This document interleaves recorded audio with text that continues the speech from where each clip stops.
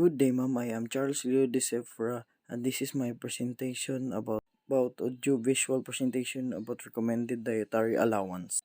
So, what is the definition of RDA? Recommended dietary allowance, or RDA, are levels of intake of essential nutrients that, on the basis of scientific knowledge, are judged by the Food and Nutrition Board to be adequate to meet the known nutrient needs of practically all healthy persons. Protein. The recommended dietary allowance for protein is modest 0.8 grams of protein per kilogram of body weight. The RDA is the amount of nutrient you need to meet your basic nutritional requirements. So for vitamin A, the RDA recommended for adults 19 and older is 900 mcg or AE for men, equivalent to 3000 IU, and 700 mcg or AE for women, equivalent to 2333 IU. UL, the tolerate upper intake level is the maximum daily intake, unlikely to cause harmful effects on health. So for the vitamin B12, the RDA for adults is 2.4 per day of vitamins B12 because 10 to 30% of older people may be unable to absorb naturally occurring vitamins B12. It is advisable for those older than 50 years to meet their RDA mainly by consuming foods fortified with vitamin B12 or vitamin B12 containing supplement. And for our vitamin C, the recommended dietary allowance for adults 19 years old there is 90 mg daily for men and 75 mg for women. For pregnancy and lactation, the amount increases to 85 mg and 120 mg daily. Respectively, smoking can deplete vitamin C levels in the body, so an additional 35 mg beyond the RDA is suggested for smokers. So for the folic acid, the recommended dietary allowance for folate is listed as micrograms or mcg of dietary folate equivalents DFE. Men and women ages 19 years and older should aim for 400 mcg DFE. Pregnant and lactating women require 600 mcg DFE and 500 mcg DFE respectively.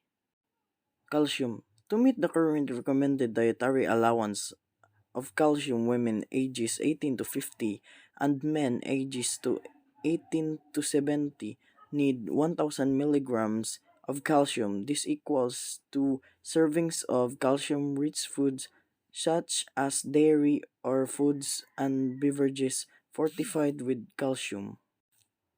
Phosphorus. The Linus Pauling Institute supports the RDA for phosphorus 700 mg per day for adults. Although some multivitamins, minerals, supplements contain more than 15% of the current RDA for phosphorus, a verified diet should be easily provide adequate phosphorus for most people. Sodium. The daily values are reference amount of nutrients to consume or not to exceed each day. The daily value for sodium is less than 2300 milligrams per day. Potassium. The DB for potassium is 4700 mg for adults and children aged 4 years and older. FDA requires the new food label to list potassium content foods providing 20% or more of the DV are considered to be high source of nutrient, but foods providing lower percentage of the DV also contribute to a healthful diet. Chloride. The estimated value for chloride intake for adult is set to 2300 mg considering dietary recommendations for sodium and chloride. It must be taken into account that high intake of sodium and chloride as sodium chloride, is associated with adverse health effects. Iron.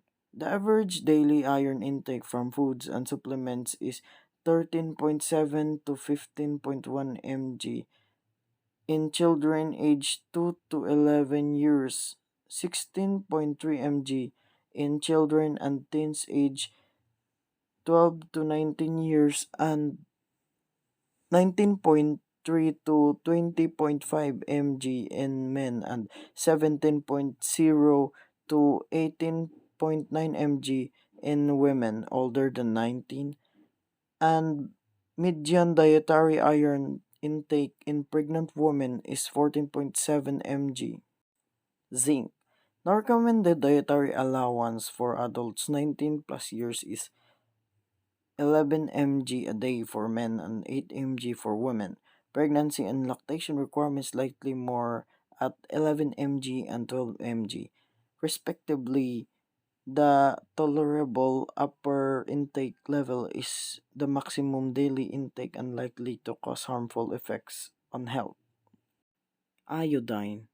The recommended dietary allowance for adult men and women is 150 microgram per day. The median intake of iodine from food in the United States is approximately 240 to 300 microgram per day for men and 190 to 210 microgram per day for women. Copper. The recommended dietary allowance for adult men and women is 900 microgram per day. The median intake of copper from food in the United States is approximately 1.0 to 1.6 mg per day for adult men and women. Manganese.